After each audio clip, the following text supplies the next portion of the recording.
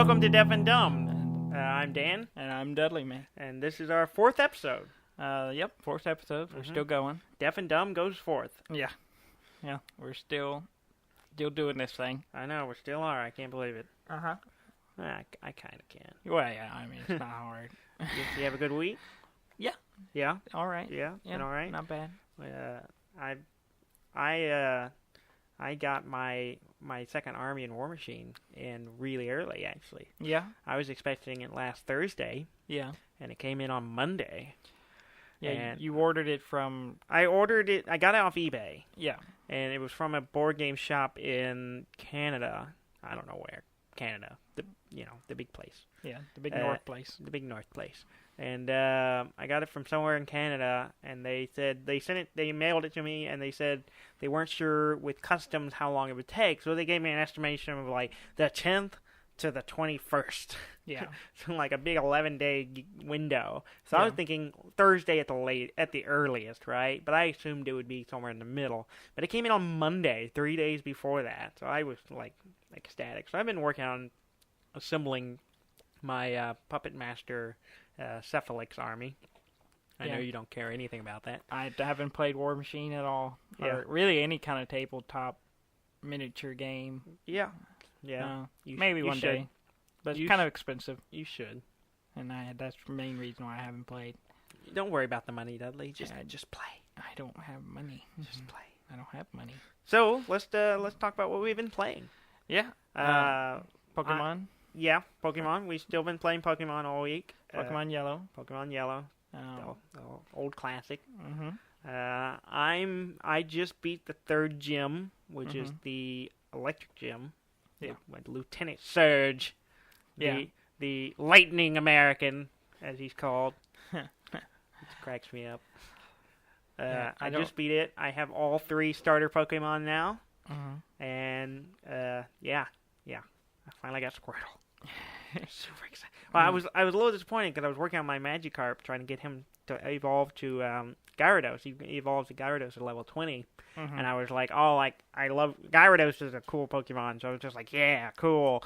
And I was like level 19, and I beat the 3rd gym, and then I got Squirtle. So I don't need a Gyarados anymore. Yeah, you don't need the water I don't need 2 water types. Yeah. So I finished leveling up Magikarp, got the Gyarados, and then I had the box set. Yeah. I was a little sad about that. Yeah, I've been playing. I've been doing the challenge. Yeah, you're still doing the challenge. The hardcore challenge. Yeah, the Nuzlocke challenge. I never know how to say it. I think it's Nuzlocke challenge. I've been doing that. So I haven't progressed as far as you have. Of course, I haven't had a lot of time to play, but I played. So far, I'm at the Mount Moon Cave. Okay, yeah, that's where I'm at right now. Okay. So I've beaten the 1st gym, which I spent a lot of time. I talked about it last week. I spent a lot of time kind of grinding to get up to a. I had 2 Pokemon, so I was like, I got to beat this gym with 2 Pokemon. Yeah, the 1st gym with Brock. Yeah. Brock, yes. Yeah, which is the ground type. Yeah, ground type. And we, so I was really nervous about going into it because I was like, I don't want to, faint and lose my Pokemon or lose the match and have to start over. Yeah. And so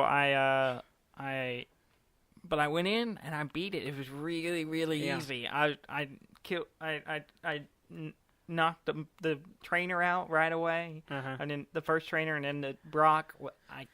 Butterfree, Butterfree. Yeah, if you got a Butterfree, like if you don't have a Butterfree, and Confusion, it makes that fight really hard. Yeah, because you have nothing that really easy. Works against him. I was really shocked. I was done with it in like 5 minutes, not even that, and I was like, okay, and I moved on. So you haven't wiped out yet. I haven't wiped out. I went to the next area. Caught another Pokemon, which was Sparrow. So Spearow. I had 3. Yeah, I had Spearow. I had 3 Pokemon. And then I went to the Poke Center just before Mount Moon Cave. There's a little Poke Center there, and in there you can buy a Magikarp. A Magikarp, yeah. A Magikarp. For 500 monies. 500 monies, you get, a Magikarp.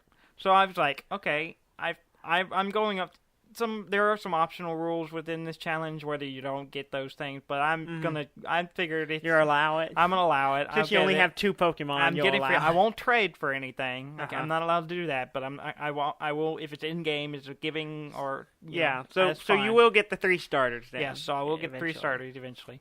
But so I got the Magnicarp, and then I was like, okay, I gotta level up this Magnicarp and my Sparrow, which I just got. Yeah. And so I went back into the grass. I was like, time to grind some more, get these up to, because my Butterfree is level, was at this time, I think 14 or 15. Okay. And then Pikachu, same thing. And so I was like, okay, I got to get them up to there, or pretty close. So I get into the grass, the first fight, I was like, Magnicarp starts, I got to get him a little experience, even though he can't attack. Yeah. I got him, and then I switched to Sparrow, and I was like, I got this. 1 hit, killed. Magikarp or Sparrow? No, the Sparrow. Your Sparrow's just gone. My Sparrow's gone. So I I lost the Sparrow. I was worried about your Magikarp. No, well, I immediately took him out, so he never took any hit. But as soon as I put the Sparrow in, I think I was fighting... What was I fighting? I don't remember. I was fighting something. I thought, I got this. It's easy. 1 hit, done. And so the Sparrow's out. I had to take him to the box and release him. So he's gone. So I was back down to 3 Pokemon. I'm waiting until you get because the first starter one you get is given to you as Charmander. Yes. I'm just waiting for you to wipe out with Charmander. And you're gonna be. I know, and I'm just waiting for that moment where your Charmander faints, and you're gonna have to let it go, and you're gonna die a little bit on the inside. I probably won't happen. I got a rare candy already, so I'm probably gonna use that on him just to get an extra level, just to bump him up a little bit and speed him along a little. But so I lost that, and I was like, oh man, come on. And so, but then I went into the cave. And the first Pokemon I saw there was a Geodude. Yeah. Did you catch it? Yeah, all right. So I'm back to 4. The Geodude. So now I'm trying to grind a little bit, still working on the Magnicarp and to get him up, and also the Geodude. And so I'm still in the Mount Moon. I'm just kind of going in there, walking around, picking up items, fighting things as I go, kind of building up, taking my time with it. Yeah. And so as I stand right now, I'll give you the official list of my Pokemon. I have a Pikachu, my starter, is level 16. Butterfree, who's level 15. Geodude, who's level 12. And a Magnicarp is level 10. Okay. So that's where I'm at right now. And I've finished 1 gym. And hopefully... Maybe next week I'll have gotten to the 2nd gym and done that, but we'll see. I'm just kind of taking my time with it. Or maybe you will have failed. You'll white it out, and you're just done. It could happen. I'm waiting for you to. It's a good chance. But yeah, it's been interesting. It's been a fun challenge. I've been really enjoying going through Pokemon Yellow again. Yeah. Like we said before when we first talked about Pokemon, is that. The new ones come out, I'm always excited by them. Yeah. But I don't know all these new Pokemon. They always come out. They're constant. There's 766 Pokemon now. Something like that, yeah. And I don't know most of them. The 151, I know those Pokemon. I know when I see them, I know what type they are. I know I know what to work against them. That's my knowledge base, and it's been really nostalgic for me, and I've been enjoying it a lot. Well, you talk about the types. You know the types. Well, it's interesting because we were talking about Gyarados the other day, and I was thinking, water dragon type. No. Well, it's not. It's dragon type wasn't in. Yeah, that didn't come till later. They didn't introduce the dragon type till a later game. Yeah. So I was like, even it's the flying types, and water. Yeah. Though I did consider keeping him for his flying type, but I probably will get something else. Yeah.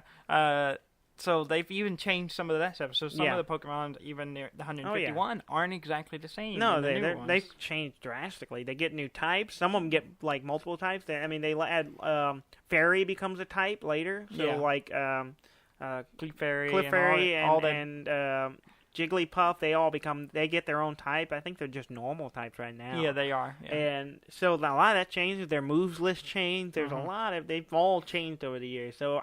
It's just, to me, it's a little overwhelming, I think. There's just so much.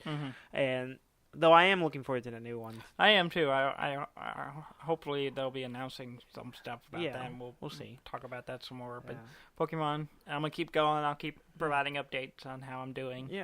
Each week. Well, as I mentioned last week, I didn't get to talk about it much, but I was playing Prospekt. Yes. And I finished it early this week. Mm-hmm. So I want to talk about a little bit about it. It's fun. For those who don't know, Prospekt is a standalone game that is a kind of a sequel to Opposing Force, Half-Life Opposing Force, where you're playing as Adrian Shepard during the same time period as Half-Life 2. Yeah. And so you've been let out and you're like running around doing stuff kind of behind the scenes while, Gordon Freeman's doing his stuff with like Nova Prospekt, the prison. Mm-hmm. And it's pretty fun. It's a little fan fiction-y, I think. Yeah. And like it has a really slow start. Like the whole beginning of it is just you like frozen in stasis with like an image of like some Vortigons, and there's a Vortigon talking to you, and there's like a couple of them there, but it's all these like weird particle effects in front of your face, and it just goes on for way too long before the game actually starts, and it has a slow start, but once it gets going, it's pretty good. It's really impressive because it's only one guy. Yeah, one guy made this game. Yeah, all by himself in 18 months. He spent and he made this game, and that's really impressive. And it's when you consider that, it's really well made. Like I thought the level design is great. It's really well put together. Everything looks great. It kind of fits in the Half-Life 2, style. Like there were some parts I felt a little slow. I thought the combat in some part got really repetitive. It just seems like I would get to an area and it would just flood in combat guys. Just the same ones over and over again, and you just get a bunch of them. Yeah, and then I'm just sitting there, not necessarily, sometimes there's so many I get overwhelmed and I died a lot. Yeah. And I had trouble getting through some areas just because there were so many and it was just wave after wave, and you're sitting there trying to get. I spend most of the time just trying to manage ammo. I'm constantly running out of ammo for my good guns, so I'm trying to switch between them because I was always running out of ammo. Yeah. And the combat I think needed a lot of work, but some of the physics puzzles were okay. They weren't complicated, but they were interesting, and I liked it. I mean, it was fun, but I could see how it could have been a lot better. Yeah. Like play wise. But as far as level design, it's great. Like one guy, it's a great resume for that guy. I think his name's Richard Seabrook, and we said his name last week. Yeah, and it's really impressive that he did this all by himself, and that he got greenlit on Steam and kind of got Valve's approval as to put it out, and he's making a little money, and now he can actually go on and make some more games later. But it's really cool. I think if you're looking for a little bit of like a little taste of kind of some Half-Life gameplay, and you don't mind spending $10 on it, I say play it.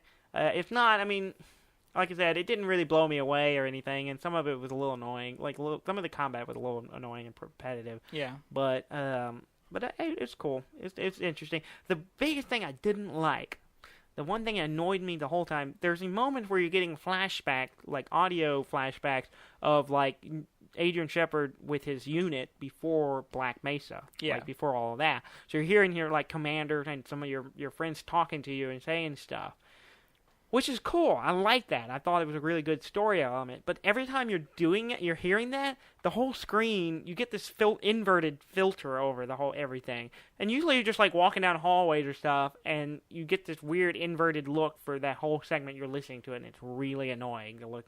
I don't know if I can understand putting some kind of filter, but that was too much, I think. It was just really weird and distracting. It was really annoying just to walk down a hallway with that on. It was kind of disorienting to me, and I didn't like that. But overall, it was all right. It was pretty fun.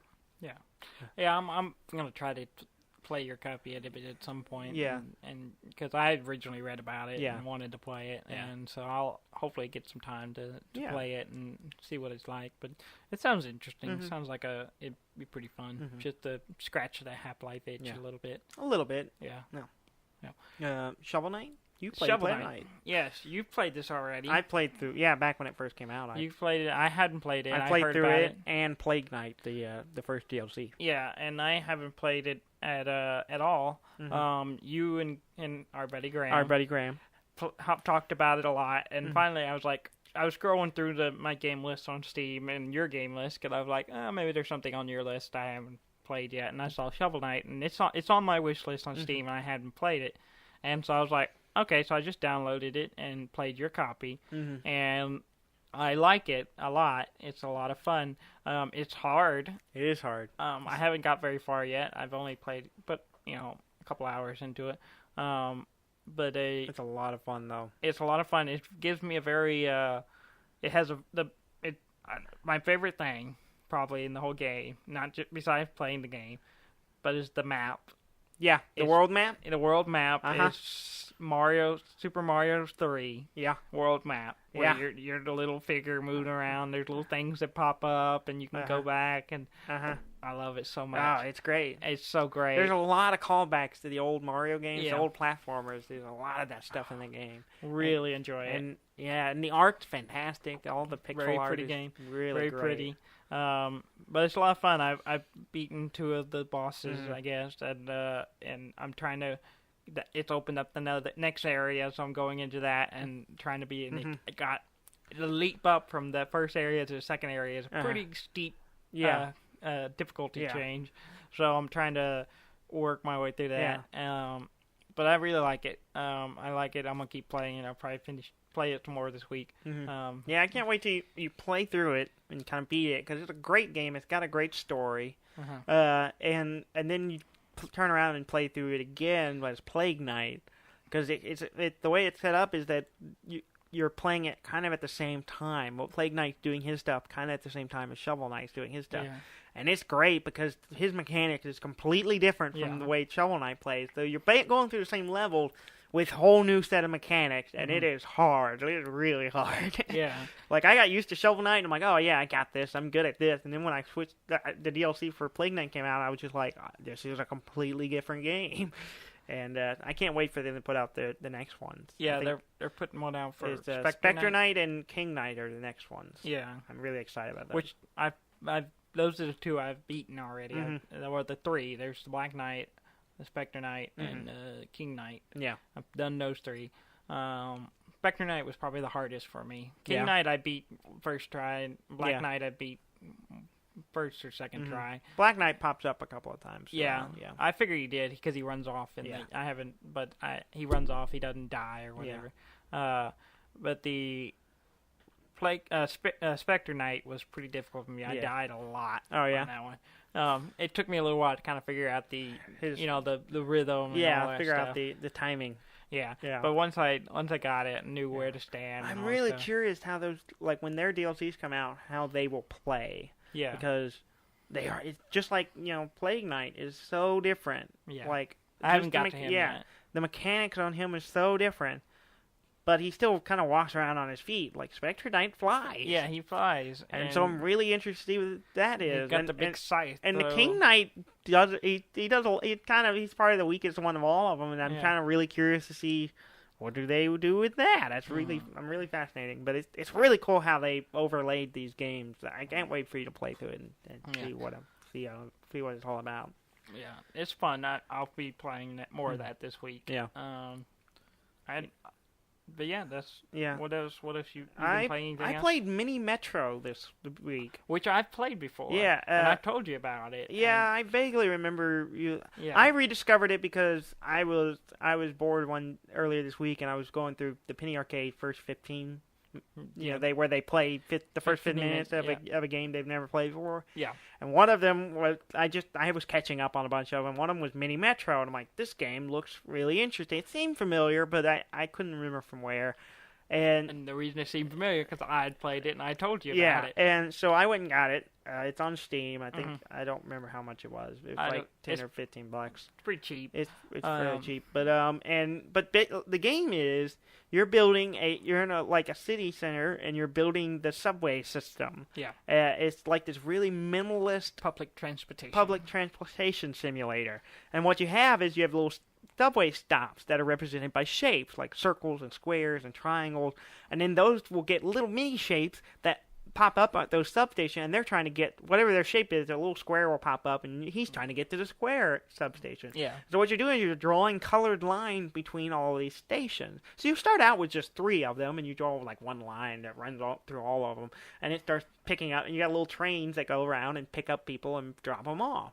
And then, but as it goes, it grows and it zooms out. You have rivers where you got to build tunnels under them, and you can add more cars and more engines, and you get more lines, and so until it just gets to the point where it's almost overwhelming, where you just have dozens and dozens of little stops, and you're trying to find a way to connect them all with the 4 or 5 lines you have with all the trains. Oh man, I just love it, and I love the style of it. It's like really minimal. Yeah. And I've been kind of eating it up. I've been bouncing on it back to it. It's funny because I played it. I guess it was still in beta, and it was on a browser game. And it was in browser, and you just pull it up. And I would play it at work while I was, eating lunch or something. I would play for a little while, and then that's when I told you about it. And you, at the time, I guess I don't know if I ever actually showed it to you. I don't know if you showed it to me or not. If you had, I probably would have been like, I got to play this. Yeah, because that's what hooked me, was just the way it looked. It was a lot simpler. Yeah, and I don't know how much it's changed since you buy it. It's pretty complicated. Yeah, and it has like cities. It starts off like London, and then it kind of determines where the rivers are and where the stops pop up. But it's almost random where the stops just start popping up, and then you're just trying to find a way to connect it all. And I find myself where I end up with a dozen different stops, and I just stop, pause the game, delete all the lines, and rebuild them all, because I'm like, this isn't working. I don't know what, and I still haven't quite wrapped my head around like how they do it efficiently. It's scratching that troubleshooting itch of mine, where I gotta solve this puzzle, and I don't really fully understand what the best way of doing it is. Because sometimes I'm thinking, oh, we need this big, like I can draw a line from one stop all the way across to another one, hit as many stops as one, and it goes back and forth. Or I can make a big circle like over half of it, but if it's too long, it takes so long for that engine to come all the way around. I don't know. I'm still trying to figure out, like, I want circles, and I want overlapping circles, because they got to cross each other. They got to interact with each other, because you got to get them across town and stuff. I don't know. I haven't figured it out yet, but I'm liking it. It's a game about efficiency and balance, because you're trying to make train lines that are fast and don't take too long going from point A to point B, or C, A, B, and C, or whatever. And then also, you don't want it be too long. And you want a variety of different shapes on that line, because the problem I have, the most common one is the circle. And so, like, I'll be trying to make this kind of big, like, loop type things around certain areas, but I'll have like 4 stops in a row that are all circles. Yeah, you don't need to do and that doesn't work, because if you have a circle, it'll stop at the first one, dump all the circle people, and then it just drives right through all of those. Yeah. And you end up with kind of an area, and the problem area is because you end up with a bunch of different shapes piling up there that you're having to stop at all of them, but you're not unloading stuff, and so I don't know. But I found tons of them. What you have to do is build main lines, and then you have to have lines that just all they do is transfer people from one line to the other. Yeah. And there's a balance of that, and then so you have main lines, transfer lines, and then central areas where everything kind of branches out. It's a lot of fun. It's a lot of fun. As much, I don't know. I think there are certain types of people, me include. I'm in this list of people who see metro or public transportation simulator, and they're like, I want to play that. Yeah. I did something this week that we haven't done yet on this show. Yeah. I actually bought something on my wish list. Yeah. I got Hard West. Yeah, which you just mentioned last week. Yeah, I talked about it a little bit last week. I put it on my wish list last week, and I bought it yesterday, and I played it a little bit last night. And it is exactly what I built it as. It's a kind of a supernatural Wild West XCOM. Yeah. It's kind of the same system where it's like, and I like it. It has some elements to it I didn't really realize, because you have a little bit of an RPG element where you have your people. It has story. It has like kind of a fixed story, and there's like 8 different campaigns, 8 different stories you can play through. And I've started the first one, and it's like a father and his son, and they're going through this kind of troubles of being prospectors in the Wild West kind of thing. And then there's like hints of the devil making deals with people, and a lot of superstition and stuff, and some gravelly narrations and stuff, and it's pretty cool. But there's a kind of a world map where you can kind of choose where you go, and you're going around like making money by like going to mines and prospecting and trying to get gold out of them. But I think there's a random element of chance of how much money you get out of them. You have to spend money to make money, and you're doing that plus dealing with I paid off these people this Mexican gang to give me protection, but then. But they're taxing me and they're taking away some of the money as I'm making it, and then they become a problem, so you gotta go fight them. So it has this kind of overworld map thing where you're moving for different locations doing this stuff, and then using it to buy items and equipment for your characters. But then you have missions where you're going in and it goes to like the XCOM mode where you've got a map and you're moving through and kind of strategizing and finding a way to fight whoever you're fighting. Well, I'm curious. You compare it to XCOM, and does it have like because XCOM has the command center? Yeah, it doesn't have. It doesn't have that. Instead of that, you have like a kind of an area map, and little locations will pop up on it, and you can move around to it. Yeah. And then when you move it to it, you get a little text box. It's like you go to a mine, and you have a list of options. It really kind of reminds me a little bit of like a Fallout. In a way, in Fallout you had the big map where you could travel to city. Kind of that. It doesn't have. There's no travel time and there's none of that. But you move to a different location, you can do things there. It's not so in depth that you go into the town and you're walking around, but you get little text boxes like you go see the gun shop or go into this mine and you can either do pacer mining stuff and get a little bit of gold, or you can spend more money and go and dig in harder for the heavier gold, or go deeper or whatever.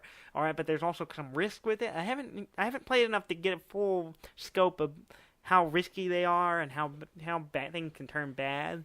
But and unlike XCOM where you make your own character and you customize them and you can rename them and stuff, they have fixed characters that are like.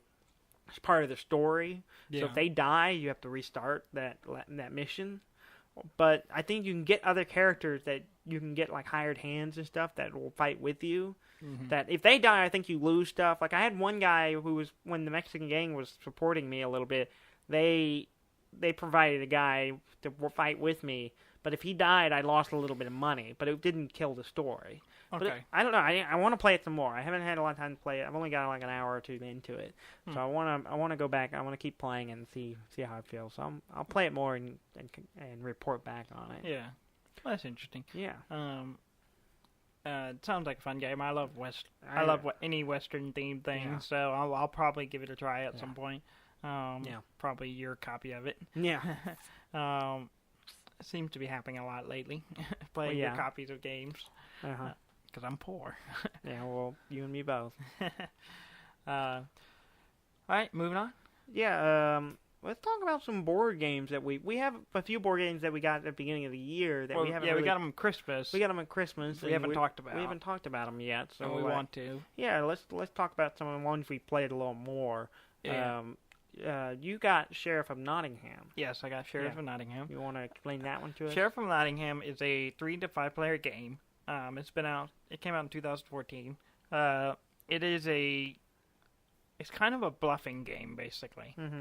So there are so many rounds depending on how many players there are. You take turns, one player being the sheriff of Nottingham, and basically everyone else has cards that you get. Trade goods. Yeah. So you have like apples and cheese and bread. And things you're trying to get to your personal marketplace. Yeah, and you have a marketplace in front of you, and you're trying to get those cards to that marketplace. Well, you have to do that, you have to go through customs, basically. And the custom person is the sheriff. So you take turns doing that, and you basically get a little bag, which I love. Yeah. The game has a little bag that's just big enough to put the cards in, and it snaps shut. Mm-hmm. And basically, so you have so many cards in front of you, and you can put all but one card into your pouch. Yeah, you can put like anywhere from 1 to. I think you can have 6 cards in your hand. Yeah, up to 5. You can put up to 5 cards in the bag. Yeah, but they're supposed to be all the same card, right? Well, yeah. Well, here's the thing. Because you make a declaration. Yeah, you make a declaration to the sheriff of Nottingham. So you go up to him and say, "I have 5 apples." Uh-huh. Well, the thing is, there's all these cards drawn at random for the most part, and so you'll have a mix of stuff. So you might have 5 apples, or you might not. You might you probably have. Odds are you probably have no, but if you could have 5 apples, you could have but you can only declare one of them. So you give it to sheriff, and you say, I have 5 apples, and then after everyone's declared their givings, whatever, the sheriff will look at the bags. He can't see what's in them. Mm-hmm. He can just see the bags, and he has to decide, am I going to open this, or am I going to give it back to the person and let them through? Yeah. So basically... And then there's like a negotiation kind of thing. Yeah, it's kind of thing where he goes, is there really 5 apples in here? Well, because there's also contraband. Yeah, and because there can also be contraband, which is always illegal. So say you can sneak that in there, and that you get a lot more money if you get those to your marketplace. So okay, you declare 5 apples. The sheriff will look at it and go, "Is there really 5 apples in here?" And you can try to bribe. He may ask for a bribe, or so you can try to buy him off to let your stuff through. But as soon as if he snaps that little snap button open. It's done. He's opened it. He pulls it out, and basically, if there is 5 apples in there, he has to pay you so much money. Mm-hmm. But if there's something else in there, if you put a cheese or contraband, you have to pay him for it. Yeah, you have to pay a fine. You have to pay a fine, and you lose your contraband. If contraband is discarded, and the fine for contraband is higher. Yeah. So basically, is this whole balance of you're trying to sneak stuff through because you'll make more money, or you're trying to make the sheriff think you're sneaking stuff through, so he'll open it and pay you money. Mm-hmm. And so basically, you're doing all this, and each person takes turn being the sheriff, and whoever at the end of the game has the most money wins. Yeah. So it's a lot of fun. It's a lot of fun, and there's so many ways you can play it. Yeah. Because you can go real hard into trying to get contraband because you make a lot of money with contraband, or you can be completely legit. And then just anytime you get caught, when they open it, you just make more money. Yeah, and you just keep trying to get as much stuff. Yeah, we've had several people we played with who will do that. They don't. They throw away contraband. And they only keep the things that are legal, and they only pass those things through. So even if they let's say they say I have 4 cheeses. Well, one of them's a chicken. Yeah. You'll get fined for it, but you still get to keep the chicken. Yeah. If it's contraband, you lose it. Yeah. So that's a valid tactic of getting things through that gets you a little money. Even if you get caught with it, you pay a little fine, but it's not that bad. You'll still make money. You'll still make money. You still get it to your market. Yeah. And it's fun. It's a really simple game. It sounds a little complicated on the surface, but once you get into it, it's super simple. And it's great. I think it's great to play with like younger people. It's also our parents. We played this game with our parents, and we don't play a lot of board games with our parents. I mean, we play like dominoes and things like that, but a lot of the modern board games we don't play with our parents because they're too heady, I think, for them. Yeah. Well, I think they still had the memory of us playing Monopoly as kids and getting angry, and so that kind of tainted some board games for them. I don't know. But it's just, to them, like a lot of new modern board games are too complicated, and they're and a lot of kind of role playing and lying to each other, and I don't know if they get it, but man, our dad particularly loves this game. Yeah, he loves it. He really enjoys it. Everyone I've shown it to, and it's one of the first games I played, and it was pretty. Once we wrapped our head around it, pretty simple to go.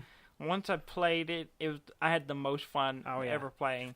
I don't even think I didn't win. I don't think the first game we played, but I had so much fun playing it, and I've enjoyed it every time, whether I win or lose, because the experience alone, just dealing with the sheriff, and just that moment of going, I have contraband, I have so much contraband, and you're trying to keep it and hidden. Handing it over to the sheriff, and the sheriff's like, and trying to play it cool. It's like going through real customs. You're like doing something illegal, and they're questioning you and pulling on that little flap, trying like maybe threatening to open it, and you're just like, how long can I hold out without giving it away? But you're stressing out a little bit, but you want to pay them, but you don't want to offer a bribe because then that might imply there's something in there. Yeah. And so it's just like, there's so much to grapple with. Speaking of our mother, every time I've been sheriff, and she was putting stuff, every time I was like, you want to give me a little money? She's like, I'll give you $1. I'll give you $1. Every time, every time. It's so condescending. It's like, you're not even worth the full price. I'll give you, it doesn't matter what she got in there. It's always, I'll give you $1. She plays pretty straight. Yeah. Like most times, so she usually doesn't have anything, but every time, I'll give you $1. And I was just like, soul crushing a little bit. But it's funny. It's like it shifts a little bit because when you play with a lot of new people, when everyone's new, we're all a little like skittish and like, oh no, they got me, and like don't pressure me. And but as we all get a little better at it and get better at lying to each other, and we figure out our own little system of how do we get things through, how do we handle the sheriff. It's like I can be really aggressive. I'm just like, which backfires on me sometimes. But sometimes I'm just like, you're like, well, you want me to open it? I'm like, open it. I don't give a shit. Open it. Go it. Do it. I dare you. Do it. Open it. And a lot of times they're just like, whatever, get out of here. And I open it. Yeah, it doesn't work on you. I don't do that on you because it never works. But some other people, they're just like, yeah, whatever, get out of here. Yeah. They don't do it. But I go hard sometimes, and I have to do it. And the problem is that with any kind of bluffing game with me, I do that a lot. Yeah. I go hard. I go aggressive, and it works a lot of times because it throws people off, but at the same time, it's exhausting because I have to do that the whole game, and I do that in Avalon, and Resistance, where I'm just like, I get really passionate, and I'm just like, I'm lying my ass off, but I'm just like really passionate, and I'm like growing all out because that's the only way I know I can just keep people convinced, and it's exhausting, but I love it. Yeah, it really does. It's probably right now one of my favorite games we have. I like it a lot. I really enjoy it. We played it a lot since we got it, and probably played it more times than a lot of other games we've had in a couple of months. Yeah. But it's really good. So really if you want a new game that's pretty universal. Anyone can play. It plays up to 5? It's 3 to 5 players. 3 to 5 players. It's you can get it on Amazon for $23. Yeah, right now it's pretty cheap. Yeah, it's relatively cheap. And it's a lot of fun. I've not met anyone who doesn't like it. Yeah, everyone plays. So if you want a game that plays up to 5 people, and it kind of covers really anyone, like from younger people to your parents, get Sheriff of Nottingham. Really it's a good lot game. of fun. Really good game. And there's some bluffing, and there's some there's all kinds of deal making. It's just great. I love any game that has bluffing. Oh yeah. Anything where I can lie to my friends. Yeah, lying to people, which is why I love diplomacy. Oh, but that's an anger-inducing game. But we'll talk about that another time. I guess. We also want to talk about another board game. Yeah, I got Castles of the Mad King Ludwig. Yeah, which is a game. It's a tile-laying game. Yeah, it's made by the same people who did Suburbia. Yeah, so if I had known that, I probably wouldn't have asked for it because I want to like Suburbia because Suburbia is a game where it's a tile-laying game where everyone's building their own little suburb, and I want to like it. It seems like right up my alley, but I do terribly every time, and I just can't do it. I have not been able to play the game and do well, and so I'm kind of at odds with it. This is a similar game where it's a tile-laying game where everyone's building a castle. Everyone's a contractor building a castle for the Mad King. Everyone's building their own individual castle, one room at a time. Yes. And so what happens is everyone takes turns, and I love the economy system on this. And like in most games, you have a bank, and everyone's kind of paying in and out of the bank, and you make money by doing certain things. In this game, each person takes place being the master builder, and what happens is the master builder draws the card to see what rooms are available, and decide what the prices are, and then when everyone buys the tile, they give him the money. Yeah. They pay him for the pie. So when you're the master builder, you make a lot of money, but you have to go last at the time. Yeah, you get to decide what prices of all the different tiles. Yes. But you don't get to buy first. Yeah. So you have to buy last. So you have to find this balance of I want this piece. Yeah. So I need to find as much as I can pay for it, but I don't want anyone else to buy it. At the same time, you're making a ton of money this round because everyone's buying and giving it to you. And it's a lot of fun. I get kind of excited about medieval stuff. So like building a castle is really cool. Yeah. And it has this weird element of you start off, you get these cards that kind of give you objectives and motivations. Like they give you extra points for building certain types of rooms or for certain shapes. And so you're like, oh, I'm going to build this castle based around this. And it really comes down, there's a lot of element of, what cards come up, what tiles come up, what order they get put in, whether you have money to pay for it. Yeah. So there's a lot of random elements, which I think makes it really great. Like, a lot better, I think, than Suburbia, because, there's a lot more random element in it. So it doesn't matter how hard you plan, you're never going to get the tiles you want, and you're going to just make do with what comes up. Yeah. And so, of course, you end up with these really weird, not castles. They're like just rooms cobbled together in a weird shape. Like, the last time we played was the most castle-y looking building I'd ever made, but we played like 4 times before that, and it was just these random sprawling hallways that go nowhere. I had a basement stairs that just went to a bottomless pit, and that's it. Nothing else. It didn't go anywhere. There was no basement. It's just a hole in the ground. I've done that before, and that's amusing to me. It's a lot of fun. It's pretty cool. It's a little bit complicated. It's got a lot of pieces. Well, yeah, it's interesting. What makes it different in Suburbia is that Suburbia, all the tiles are pretty much the same. I mean, the expansion adds some other little elements, but they're all little hexagonals. Yeah. Where in Castle Mad King Ludwig, there's like 6 or 7 different shapes and different sizes. There are, I think, 8 different tiles. So 4 different. And they're all different shapes and different sizes. They're small ones. They're small circles, and they're all different circles, sizes, like hallways and corridors. Weird shapes, so they don't quite fit together. I mean, and you have to line them up to the doorways and all this stuff, and you have to make a layout that fits. If it doesn't fit in where you want, like if it overlays on another tile, you can't place it. Yeah. So you're trying to build stuff, and you're looking at it and go, wait, I want this. Will it fit into this little section? And there are bonuses for completing rooms. Yeah. Like having a room with all the doors connected with another room. Yeah. But some of the door alignments don't always quite work out. Yeah. You're trying to make it work, really, is what that whole game's about. And I really like it. My biggest complaint about the game was it's a lot of pieces, and it comes with no organizer. Yeah, it's just a box. Basically, you get some bags, I think, but otherwise you're just dumping all these pieces in a box. Yeah, and it's just a huge mess. So while we were at PAX, actually, I bought a little inset that's an organizer. Basically, I put together a little wooden dividers, and it sets inside the box, and specifically for castles, and it organizes it great, which was great. It makes it a lot better. It makes it easier to just pull it out of the box and play. I really enjoy the game. I win it a lot.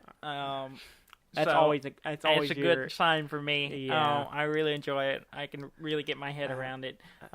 It plays 1 to 4 players. Yes. So one player 2 to 4 players. No, it's 1 to 4. You can play 1 player.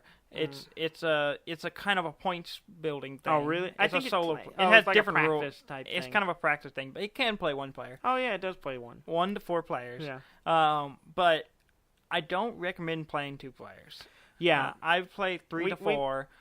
Me and you played 2 players, and it's way too easy to screw the other person economically. Well, yeah, because because there's a master builder and the other person. I would a lot of times I did really well in that game just because I would just block you out. Yeah. I was like, okay, he wants this. I know how much money he has. Yeah. It's way easier to look at how much money the other person has because you're only keeping track of one person. Yeah. So it's really easy for me to block you out. Yeah, it's really easy to manipulate the other player and then basically keep them from getting. You can see what they're building and keep them from building anything they want. And it's really the best at 3. I've heard it's the best at 4. Yeah, like 4 when you have 4 players, the best. You have enough shifting around of the master builder, and there's a lot of shaking up going on, and so I think I don't know. Have we played 4 players? We have not played 4 players. Yeah, we did. We played with Trey and them, didn't we? No, we only played 3 because Trey did that's right. We've only played 3 players. We have not played it with 4 players yet. So we'll have to give an update. But with 3, it's really solid with 3 players. Really good with 3 players. 2 players, not so much. And I haven't done 1 player. I assume it's like solitaire where you just trying to get as much points as possible. To me, it seems like just a way to practice. Yeah. I haven't tried it yet, but it's just a practice. It's a lot of fun. I definitely, if you're into the tile laying games and you're into castles and building crazy ones, lots of pieces. A lot of fun. Definitely look at Castles of the Mad King Ludwig. Yeah, and it is on Amazon as well. It's $38. Yeah. On Amazon, which is reasonable for pretty a board good game. For a board game. Pretty good, both especially one with that many pieces. Yeah, it's got a lot of pieces. It's pretty good price. Yeah. Any board game is less than $40. You're doing pretty good. But yeah, check those games out. They're a lot of fun. But yeah. Yeah. Both those came out in 2014. It was a good year for board games, I guess. We're in a renaissance for board games. Yeah, definitely. A lot of people our age who grew up playing, Monopoly and kind of basic board games have kind of these are the people making games now and making board games. And board games are really exploding right now. There's so many out there, and there's so many variety. You can find board games on anything. Yeah, so, it's kind of one of those things where it's like, think of a subject, there's probably a game for it. Yeah, and then we've made jokes about that before, and there actually were games that actually existed. And just finding one that fits you. Yeah. And I'm always surprised, like I have a Manhattan Project, which is everyone's building nuclear bombs and testing them. A lot of fun. Which is a lot of fun. We'll have to talk about it at some point. Yeah, at some point we'll spend some time on that one. But let's shift to news. Not a whole lot. Not too much going on. The one thing I want to talk about, you haven't watched this yet. No, I haven't. There was a video posted this week of this group called Realms Picture. Okay. Realm Pictures, and they last year or so they did this really cool thing where they got chat roulette people, and they set up a system where they can play a first-person shooter, like a live-action first-person shooter game, where basically you're on chat roulette doing whatever people do on chat roulette, and then it shows up and you have a point of view camera of a person like starting a game and it's a real person with a camera mounted on their head, like walking through a little level they laid out, shooting zombies or stuff, and it's really cool. Just to clarify, chat roulette is like a random video chat. Yeah. Where you I think everyone knows what chat roulette is. Yeah, I don't know. You never know. Basically, I don't really understand it. You don't get to decide who you talk to. You just randomly video chat with random people. So this one, they randomly get picked to play a game. Yeah, basically. To play like a live action, like with real people, like basically kind of acting their way through. And the person on chat roulette just tells them what to do. It's like go forward or shoot them or open that case over there, and they set up a level for them to go through, and it's really cool. Yeah. Well, they came up with a new one, and it was apparently pretty secret, but they just released a video for it, and it was a live-action Hitman game. Oh, like the assassination game. Yeah. And they got this huge mansion, and they set up all these people and actors, and they have a guy who looks like Agent 47 from Hitman with a little barcode in his neck, and they have a guy with a Steadicam following him around, and instead of using chat roulette, they actually just brought people in and they set in That's what I was wondering. A little control room, and it's really cool because that itself was a setup. They have a real phone that they can call, and they have like a briefcase that has their mission log and a dossier with all these maps and all these documents and the pictures of the target, and so it's like walking through this huge mansion, and finding the target, and there's all these little scenarios, like there's people painting, there are painters in the house, and you can knock them out and beat them up and take their clothes and disguise yourself. Really cool. It's really they went all out on it, and it looks like the real game except it's live action, and it's really cool. So look it up. It's Realm Pictured, REALM Pictures. They're on YouTube, or just search live action Hitman. You'll find it. Yeah. And because basically what happened was the IO Interactive, the company that makes Hitman, saw their video and went to them and said, "Hey, we want to do it," and they did a Hitman. Really cool. I just kind of was super jealous of the people who got to play it. Yeah. Because there's something about like this live action thing is really cool. And then the fact that, and the way they did the interaction is really cool. It's like, they actually set it up where, like, there's these guys in a room, and they're painters, and they're, like, remodeling or doing construction work. And one of them's talking on the phone, and he says a phone number, and he's waiting for supplies. So the person in the booth can, if they're paying attention, can call that number and get that person and say, "Hey, we have your shipment of supplies out front or something," and they'll go outside and then walk out of the way. There's stuff like that. It's super in depth, and I can't cover it all, but you should watch it. It's just fascinating. I'll have to give it a shot and check it out. We'll have to throw a link up on our. Yeah, we'll put a link on the post. It's really cool, and I just geek out at it. Just as someone who loves like interactive stuff, loves role playing, it's really cool.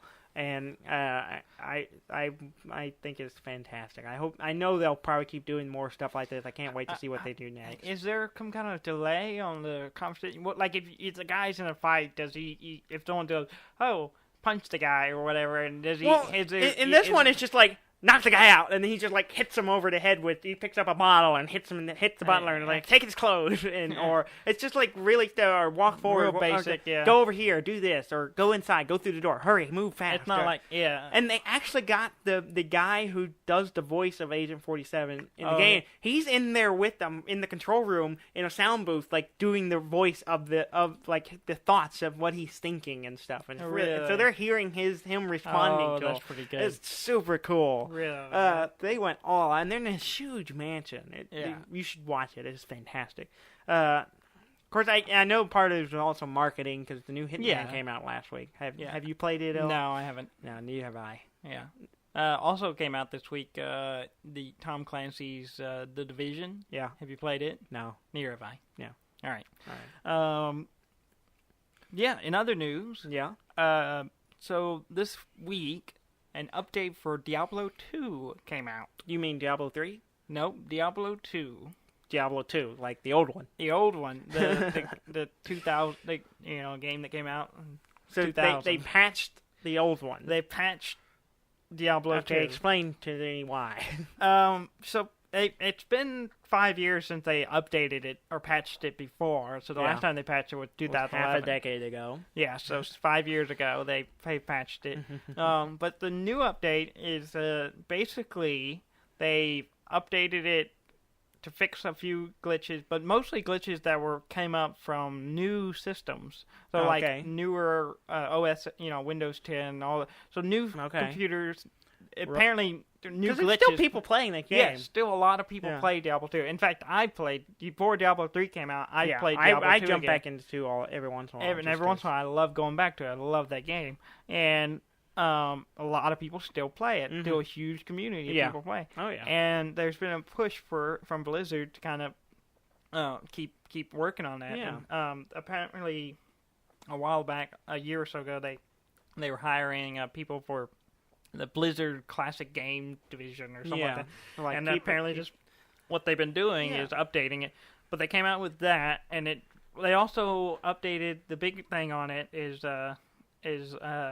it no longer, like, apparently OS X didn't support, you couldn't install on Diablo 2 on Macs. OS X operating system. Any of the OS X? Apparently not. I didn't know this. I never tried. OS X has been around forever. It's been around for, like 10 years or something. But apparently it didn't work. You had to have a power PC to play it. Oh, okay. And so they finally put it out. It works on that. I'm sure there's a way you could emulate it and stuff like that. But they officially have it where it works on OS X now. And so like you can retire your power PC. That's funny. Well, that's pretty interesting. So that's kind of cool. Well, it's kind of cool that they're still like giving a little bit of support to the old game because there is such a following to it still. And also they just announced yesterday. I think it was yesterday. It might have been. Yeah, it was yesterday. They're also updating Warcraft 3. Yeah. So it's getting a game from 2003. Yeah. It's also the same treatment, or they're. I don't know. They haven't said any details what it is. They just announced it. They had a video they put out that, and it just said they're coming out the 15th of this week. March 15th, and so that version 1.27 or whatever, Warcraft, is coming out. Okay. And it wasn't updated. Last time it was updated was 2011. Well, it's cool that they're like helping like keeping these games going because there's a lot of people that still play these old games and I like I said that game's old. Yeah. But I would every once in a while, every couple of years, I would jump back into Diablo 2. I get an itch, and I go back and play that game through again. And it, me or you would jump in, or me and our buddy Graham or somebody, we would all jump back in and play it some more. Yeah. And in fact, when I was reading this post, it's like, they updated Diablo 2. I immediately came to you and was like, maybe we should play this again. And I said, no, we'll just play Diablo 3. And I'm still tempted to go back to Diablo 2. I haven't finished the last DLC for Diablo 3. I haven't even got it yet. So maybe I will just play Diablo 3 again instead. It's pretty great. It's pretty cool. It seems like people are wanting.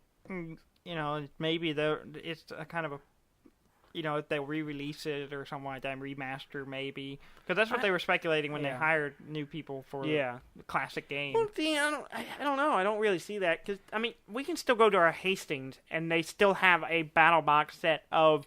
You can get a thing that has all of Diablo. It comes with Diablo 1 and Diablo 2 and the expansions. Yeah. And you can get one for StarCraft 1 still. Still $20. It's still $20 to buy, and you can buy the whole thing, but still, it's like, that's crazy. It's been $20 for like 10 years. Yeah.